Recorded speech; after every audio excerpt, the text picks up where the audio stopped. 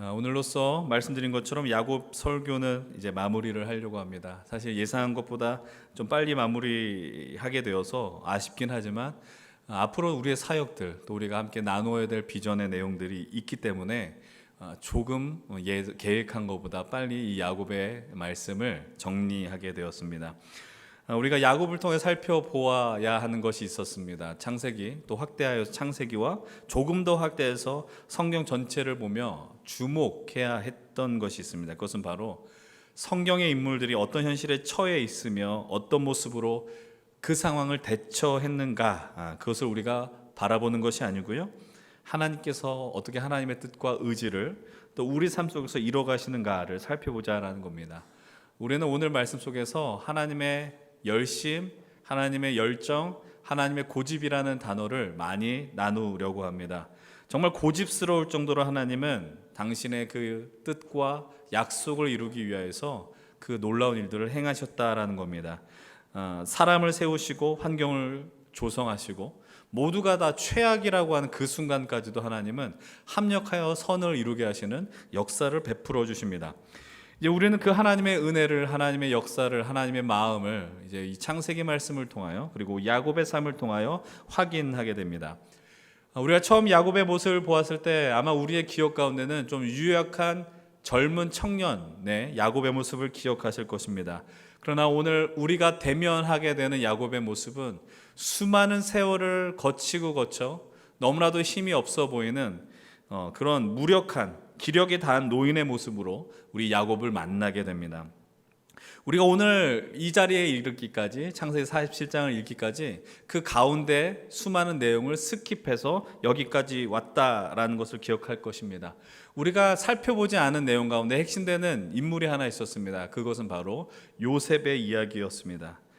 결론은 우리가 아는 것처럼 꿈을 꾸었던 한 청소년 요셉은 결국 애굽의 총리가 됩니다. 그리고 바로의 꿈을 통하여 애굽은 엄청난 그 흉년의 시간을 대비하였습니다. 모든 국가의 모든 사람들이 배고픔에 허덕일 때에 애굽에 먹을 것이 있다라는 소식을 듣고 야곱과 그의 아들들은 먹을 것을 찾으러 애굽으로 돌아왔다. 그것을 우리는 성경을 통해서 확인하게 되고요. 그리고 약 20년 만의 세월 속에서 극적으로 요셉과 그의 형들이 제외하는 것들도 보게 됩니다. 거두절미하고 요셉은 자신의 가족들을 흉년을 피하여 가나안 땅이 아닌 애굽으로 피신시키게 되는 것이죠. 애굽에 들어와서 야곱이 경험하는 첫 번째 일은 무엇이냐? 바로 애굽의 권력자인 바로 왕과 대면하는 것입니다. 그 대면의 현장 속에서 먼저 요셉이 바로에게 요청하는 것이 하나 있어요. 형들 5명을 택해서 본문 4절 함께 읽어보겠습니다. 4절입니다. 그들이 또 바로에게 고하되 가나안 땅에 기근이 심하여 종들의 양떼를 칠 곳이 없기로 종들이 이곳에 거류하고자 왔사오니 원하건대 종들로 고센 땅에 살게 하소서. 고센 땅은 애굽을 중심으로 북서쪽에 위치해 있습니다. 우리가 지도를 제가 준비하지 못했는데 애굽과 북아프리카 지역을 잇는 곳에 위치한 것이 바로 애굽 그 고센 땅이었다라는 거예요. 왜 고센 땅을 선택하였는가? 쉽게 생각하시면 이런 이유입니다. 목축을 하는 가나안 땅에서 이들이 했었던 건 양과 소를 기르는 일이었습니다. 목축하기에 가장 적합한 땅이 고센 땅이었다라는 겁니다. 이미 야곱과 그의 가족들을 불렀을 때 요셉은 마음먹었던 것 같아요. 바로에게 이 땅을 달라라고 요청하는 것이죠. 그리고 담대하게 그 요청을 하게 됩니다. 그리고 그 훈락을 받는 것이 어려운 일이 아니라는 것들도 아마 요셉은 잘 알고 있었습니다. 왜 그럴까요? 46장을 보게 되면 바로 이 말씀이 나오는 거예요. 애굽 사람은 다 목축을 어떻게 여겼다? 가증히 여겼다라는 겁니다. 그러니까 그 땅을 애굽 사람들은 선호하지 않았다는 걸 요셉이 너무나도 잘 알고 있었어요. 대신 자신의 가족들, 목축을 하는 자신 가족들에게는 이 고센 땅이 가장 적합한 땅이라는 것을 요셉은 잘 알고 있었다라는 것이죠. 왜 가증히 여기는가에 대해서는 우리가 자세히 알기는 어렵지만 아마도 좀 종교적인 이유가 아닌가라는 것을 추측하기도 합니다. 요셉의 요청을 바로는 흔쾌히 받아들이게 됩니다. 이제 요셉은 이제 드디어 자신의 아버지인 야곱을 애굽의 최고 권력자인 바로 왕에게 소개해 줍니다. 참 긴장되는 순간 아니겠어요? 그 나라의 가장 힘이 있는 사람에게 그냥 단순히 한 나라의 왕이 아니라 그 당시의 시대를 패권을 쥐고 있었던 애굽 왕을 소개받는다. 많이 가슴 떨리는 일이었을 것입니다. 근데 그곳에서 우리는 놀라운 장면을 하나 만나게 됩니다. 그것이 무엇이냐? 본문 7절은 이렇게 이야기를 합니다. 우리 7절 말씀 함께 읽어보겠습니다. 요셉이 자기 아버지 야곱을 인도하여 바로 앞에 서게 하니 야곱이 바로에게 축복하매. 야곱이 바로에게 축복한다라고 성경은 이야기를 하고 있습니다. 여러분, 상식적인 상황이라면 누가 누구에게 축복하는 게 올바른 모습일까요? 우리가 흔히 누구를 향해 축복합니다, 누구를 향해서 격려합니다 라고 할 때 보통은 지위가 높은 사람이 지위가 낮은 이를 향하여 하는 것이 바로 이런 형태의 모습이었다라는 겁니다. 오늘 우리가 그런 우리의 어떤 선입견, 편견을 보고 이 말씀을 보면 이 장면이 상당히 어색하다라는 것을 발견하게 되죠. 그러나 여러분 한번 생각을 해보십시오. 야곱이 자신의 위치를 좀 망각한 것이 아닌가? 아니면 나이가 들어서 당신 앞에 있는 사람이 누군가 놓친 것이 아닌가? 이렇게 상상할지도 모르겠습니다. 그러나 우리는 오늘 이 말씀을 그냥 어떤 한 사람의 실수나 우연으로 보는 것이 아니라 이 장면이야말로 성도들이, 믿는 자들이 누릴 수 있는 놀라운 영광스러운 장면이다라는 것을 믿음으로 보며 인정하며 나아가야 한다라는 겁니다. 우리는 그 근거를 어디서 이끌어올 수 있을까요? 본문 8절과 9절의 말씀을 통해서 일단 확인해 봅시다. 8절은 바로가 이렇게 묻습니다. 야곱을 향해서 너의 나이가 얼마냐라고 묻습니다. 이에 대해 질문에 이렇게 응답합니다. 9절 말씀 함께 볼게요. 야곱이 바로에게 아뢰되 내 나그네 길의 세월이 130년이니이다. 내 나이가 얼마 못 되니 우리 조상의 나그네 길의 연주에 미치지 못하나 험악한 세월을 보내었나이다 하고, 야곱의 축복을 받은 바로가 제일 먼저 묻는 게 나이가 몇 살이냐라고 묻는 겁니다. 오늘 우리의 이 시대 가운데 나이를 묻는 게 상당히 신뢰되는 질문이 된 것 같아요. 예전에는 별로 이게 그냥 뭐 누군가를 새롭게 만나면 당연히 묻는 질문이었는데 요즘은 나이를 물으면 좀 많이 불쾌해하는 것 같아요. 그럼 왜 한번 생각해 보십시다. 왜 바로가 야곱을 향해서 이 질문을 던졌을까요? 우리는 이렇게 생각할 수 있어요. 너무 생각한 것보다 젊어 보여서, 아니면 반대로 생각한 것보다 너무 나이가 들어 보여서. 근데 이 질문을 이해하기 위해서는 우리는 애굽의 문화를 잠깐 좀 이해할 필요가 있습니다. 여러분, 우리가 고대 애굽하면 어떤 거에 관심을 많이 가졌느냐? 우리는 쉽게 유추할 수 있습니다. 바로 죽음이었습니다. 아니, 정확하게 말하면 죽음이 아니라 죽지 않는 것에 대한, 영생에 대한 많은 관심을 애굽 사람들은 갖고 있었다라는 겁니다. 그 관심이 어디로 많이 표출됐어요? 미라라는 장래 문화로 표출이 되었습니다. 그리고 한편으로는 오래 사는 사람에 대한 경외심을 그들은 갖고 있었다라는 겁니다. 오래 산다라는 것 참 쉽지 않았다라는 것이죠. 아마도 지금 바로는 야곱의 모습을 보면서 지금까지 살아오면서 자기가 만난 사람 가운데 제일 나이가 들은 사람으로 여겨서 이런 질문을 했다라고 우리는 상상해 볼 수 있습니다. 그 질문 속에서 야곱이 이렇게 대답을 해요. 내 나그네 길의 세월이 130년인데 내 나이가 생각보다 많은 것은 아닙니다. 야곱의 말이 틀린 말은 아니죠. 왜냐하면 우리가 성경을 보면 노아 홍수 시대 이전에는 성경에 사는 사람들의 나이가 기본이 300년, 400년, 500년 이런 오래 사는 사람들의 이야기가 나왔다라는 겁니다. 아니, 비단 그들까지 가지 않더라도 자신의 할아버지 아브라함은 175세까지 살았고 자신의 아버지 이삭은 180세까지 살았다라고 성경은 증언하고 있습니다. 그러면서 야곱은 자신의 지나온 삶과 고난의 삶, 어려운 삶을 너무나도 정직하게 이렇게 표현해요. 뭐라고 이야기하냐면 나는 험악한 세월을 살았습니다 라고 이야기해요. 여러분 한번 생각해 보십시다. 여러분들이 지금 너무나도 인생에 꽃을 피우는 너무나도 아름다운 시간을 살아가고 있습니다. 저는 이렇게 생각합니다. 우리가 살아가는 모든 순간이 꽃의 시간이다라고 생각을 합니다. 나이가 먹어간다는 건 영광이고 그 시간은 우리의 평생 다시 오지 않을 시간이다. 우리의 삶에 연륜이 더해지고 인격이 더 깊어질 수 있는 하나님 주신 아름다운 시간이다라고 생각을 합니다. 근데 여러분들이 나이가 70, 80 혹은 90의 시간에 머물러서 스스로를 평가할 때 나는 험악한 세월을 살았습니다 라고 만약에 한다면 어떤 이유로 그런 이야기를 할까 한번 질문해 볼 수 있지 않겠어요?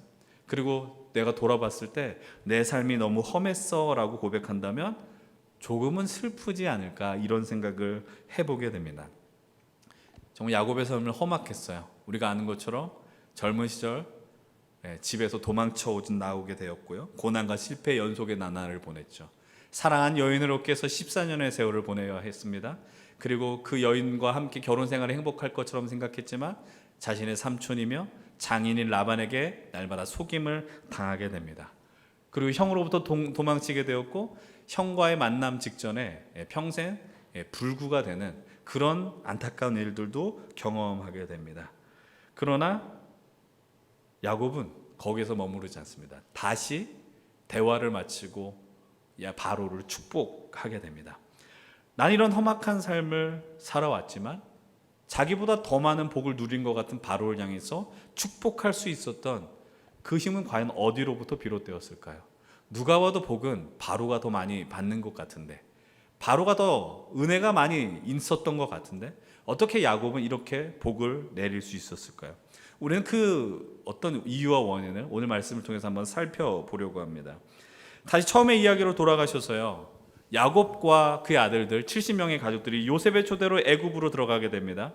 근데 그 들어가는 길 속에서 브엘사바에서 야곱은 하나님께 감사의 제단을 쌓게 됩니다. 근데 그 자리에 하나님이 또 나타나시고 말씀하십니다. 이 말씀을 잘 유독 유의 깊게 보셨으면 좋겠어요. 하나님이 밤중에 이스라엘에게 나타나, 이스라엘은 야곱의 새로운 이름이죠. 야곱아 야곱아 하시는지라 야곱이 이르되 내가 여기 있나이다 하매, 하나님이 주신 말씀 3절 4절 같이 한번 읽어봅니다. 하나님이 이르시되 나는 하나님이라 내 아버지의 하나님이니 애굽으로 내려가기를 두려워하지 말라. 내가 거기서 너로 큰 민족을 이루게 하리라. 내가 너와 함께 애굽으로 내려가겠고 반드시 너를 인도하여 다시 올라올 것이며 요셉이 그의 손으로 내 눈을 감기리라 하셨더라. 아멘.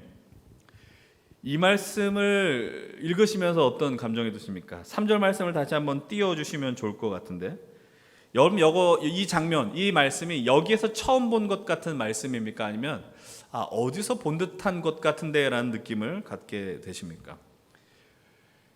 하나님께서는 야곱의 인생 속에서 아주 결정적인 순간마다, 그것이 위기이든 아니면 새로운 삶의 전환점이든 계속해서 나타나셨고 말씀하셨고 약속해 주셨습니다.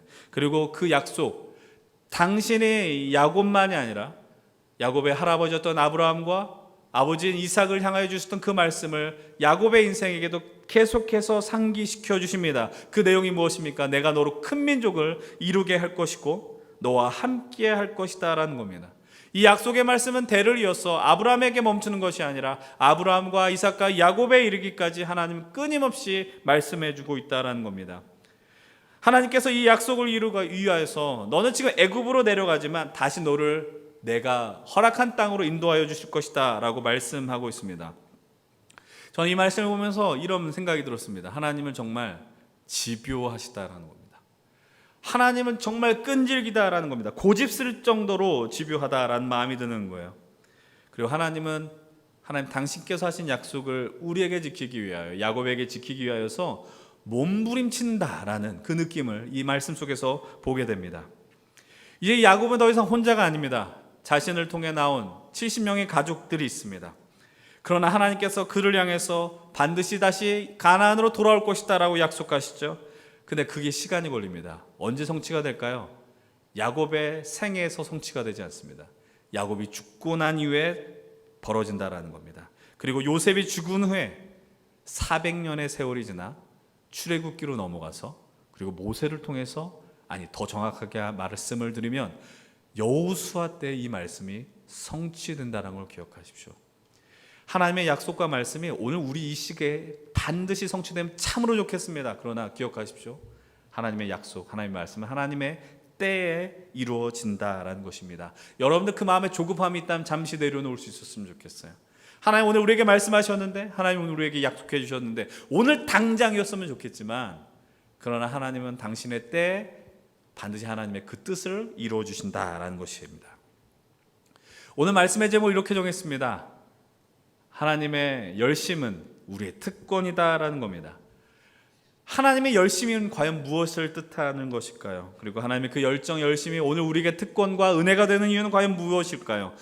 오늘 우리에게 이곳에서 살아가는 그 현실, 우리 그 자리에서 살아갈 힘과 능력이 되는 그 근원은 과연 어디로부터 비롯되는 것인지 오늘 우리는 말씀을 통해 확인하시고 인정하셔야 됩니다. 하나님이 주신 그 약속, 하나님이 그것을 이루기 위해서 고집을 부리시고 열심을 내신다라는 걸 오늘 우리 말씀을 통해 확인하셔야 됩니다. 그리고 하나님의 열정과 열심의 결과물이 오늘 우리의 삶이다라는 것들도 확인하셔야 됩니다. 오늘 우리는 예배를 드리고 나서 오늘 말씀을 듣고 나서 기도하시면서 나는 어떤 존재인지 나의 정체성, 나의 신분을 확인하셔야 합니다. 근데 이 장면에서 발견한 귀한 은혜가 있다라는 거죠. 오늘 본문에서 경험하는 야곱의 영광이 무엇이고 야곱의 특권이 과연 무엇일까요? 그리고 오늘을 살아가는 우리의 특권은 과연 무엇일까요? 그것은 바로 이것입니다. 첫 번째로 하나님이 우리를 부르셨다라는 것입니다. 하나님 오늘 야곱을 부르십니다. 야곱아 야곱아 라고 부르십니다. 하나님 오늘 우리 이 자리에 있는 여러분들을 끊임없이 불러내셨다라는 거 기억하셔야 됩니다. 아니요, 하나님 말씀이 들리지 않는데요. 아니요, 부르십니다. 우리가 못 듣는 척하는 거죠. 아니, 들었지만 외면하는 것이죠. 근데 거기에서만 머무르지 않습니다. 하나님의 부르심 속에서 또 우리가 누릴 수 있는 놀라운 특권이 하나 있습니다. 두 번째 특권이 있어요. 응답하는 것입니다. 오늘 야곱은 이렇게 이야기합니다. 야곱아 야곱아 하나님이 부르시죠. 그랬더니 야곱은 이렇게 이야기합니다. 하나님 내가 여기 있습니다. 별거 아닌 것 같은 응답이지만 이 말씀이 우리에겐 너무나도 중요합니다. 우리 청년부의 그 브랜드 네임이 뭡니까? 힘센입니다. 힘센이 비롯된 그 말씀, 주님 내가 여기 있습니다. Here I am. 내가 여기에 있습니다. 여러분 한번 여러분 갖고 있는 성경 어플로 지금 말고 집에 가셔서 한번 검색해 보십시오. 내가 여기 있습니다라고 대답한 사람들이 과연 누구일까요, 여러분들? 많이 나올 것 같죠? 아니요, 많이 나오지 않습니다. 내가 여기 있습니다라고 대답한 사람 검색하면 제가 한 명 한 명 불러드릴게요. 첫 번째는 야곱의 할아버지인 아브라함입니다. 그리고 두 번째로 야곱이 대답합니다. 내가 여기 있습니다. 그 하나님 또 사무엘을 불러내시죠. 사무엘도 대답합니다. 내가 여기 있습니다. 그리고 우리가 힘센이란 그 이름을 불러온 근원이 된 이사야 6장 8절의 말씀, 주님 내가 여기 있습니다. 나를 보내소서라고 대답한 이사야가 이 대답을 합니다. 그리고 신약에선 유일하게 바울의 눈을 뜨게 한 데 쓰임 받았었던 아나니아가 이 대답을 합니다. 주님 내가 여기에 있습니다. 사랑하는 여러분들, 하나님의 열정과 열심, 그 부르심이 오늘 우리에게 어떤 역사를 나타냅니까? 하나님의 부르심 속에 이 응답하는 이들을 일으켜낸다라는 것이죠. 물론 다른 형태로 하나님 우리를 끊임없이 불러내시고 또 다른 형태의 응답으로 우리는 응답했을 것입니다. 이 인류 역사 속에 수많은 사람들이 그 질문 가운데 대답하며 오늘까지 왔다라는 겁니다. 여러분 기억하십시오. 하나님이 오늘 우리를 부르신다라는 건 우리의 인생의 가장 놀라운 특권이다라는 것입니다. 하나님 왜 우리를 부르실까요? 포기하지 않기 때문입니다. 불러도 대답하지 않았거든요. 옛날 그런 노래가 가사 있죠. 불러도 대답 없는 너. 그게 누구입니까? 여러분들이에요. 하나님 우리를 그토록 부르셨어요. 대답하지 않았어요. 못 듣는 척 한다고요. 그런데 그럼에도 오늘 우리가 이 자리에 있을 수 있는 이유는 하나님은 지치지 않고 우리를 불러주셨다라는 거예요. 계속해서 우리를 부르고 어디로부터 그게 가능할까요? 하나님의 열정입니다.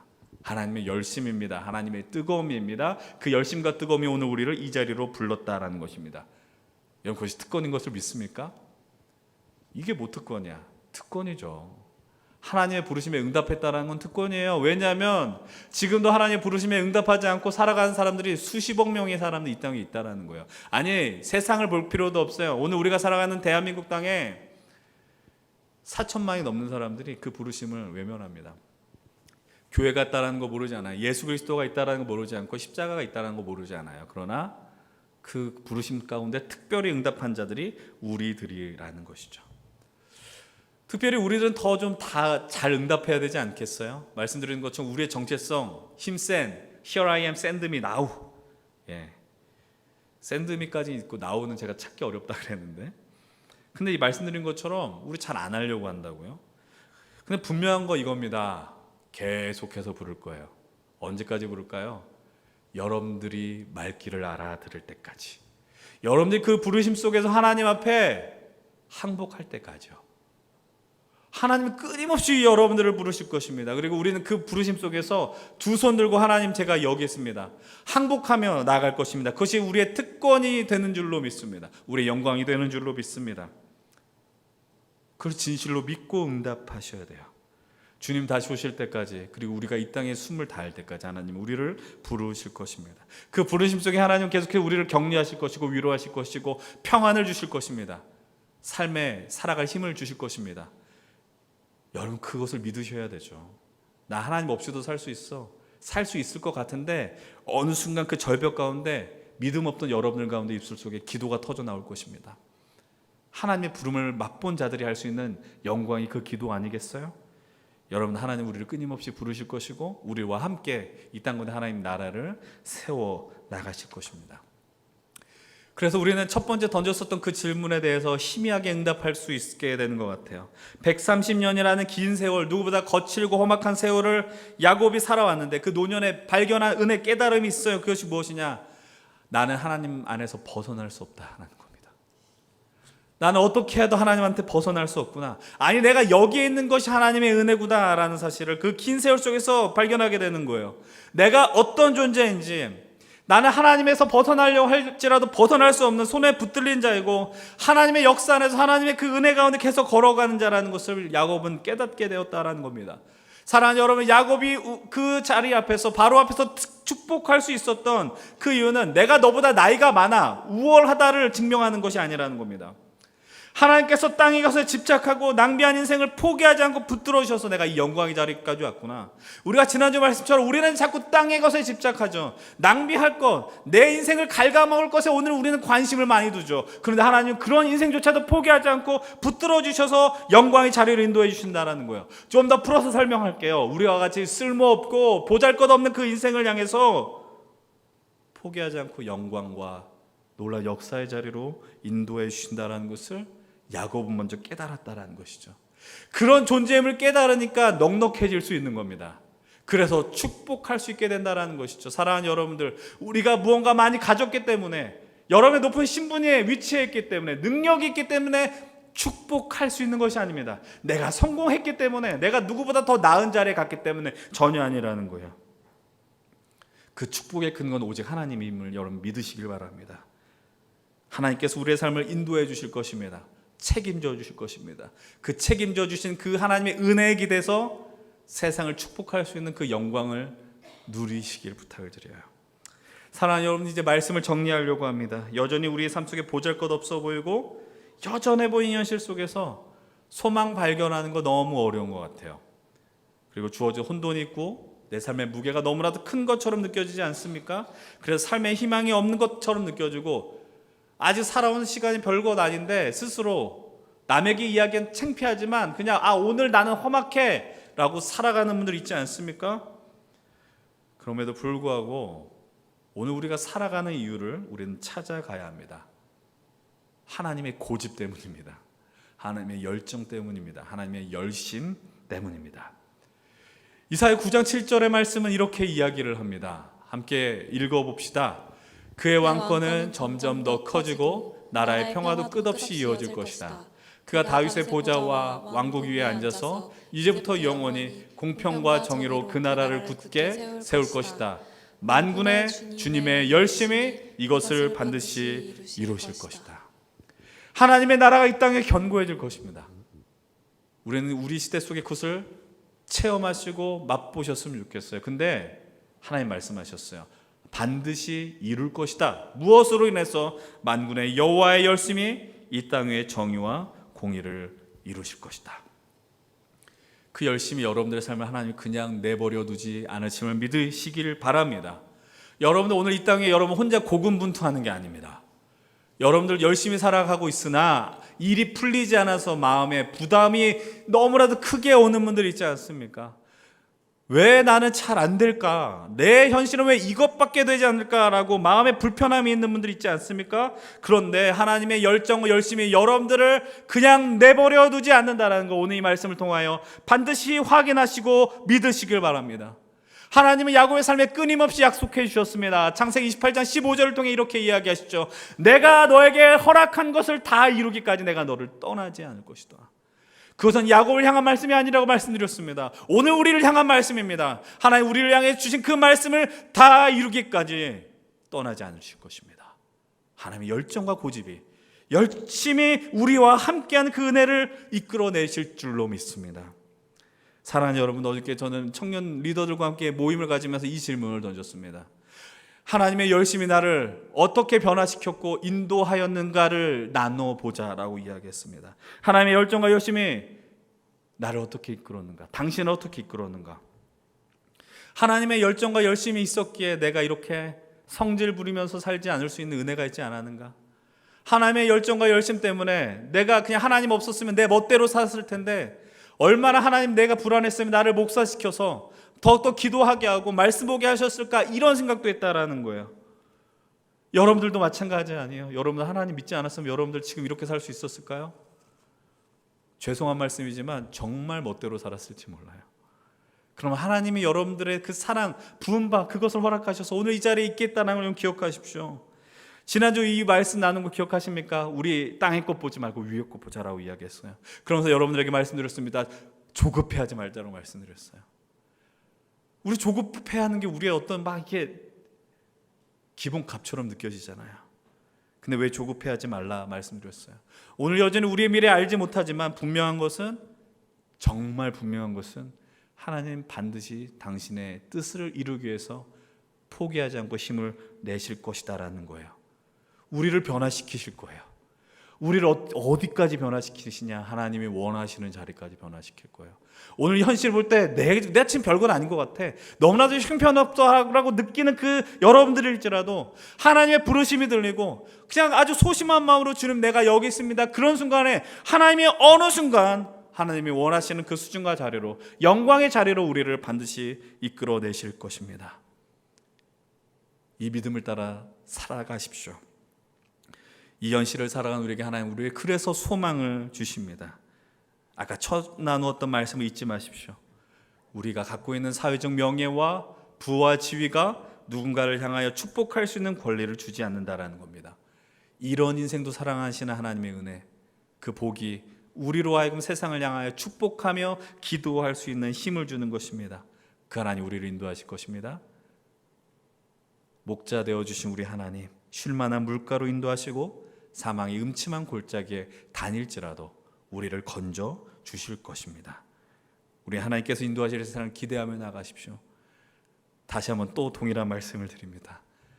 예수 믿고 산다는 게 얼마나 큰 축복이고 영광인가를 늘 붙들며 살아내시길 바랍니다. 이 영광이 여러분들에게 있었으면 좋겠어요. 예수 믿는 기쁨이 넘쳤으면 좋겠어요. 자랑스러울 수 있으면 좋겠어요. 여러분, 그것을 통해 하나님께서 여러분을 하나님 나라로 인도하실 것이며 여러분의 삶의 자리를 하나님 나라의 영광스러운 자리로 변화시키실 것입니다.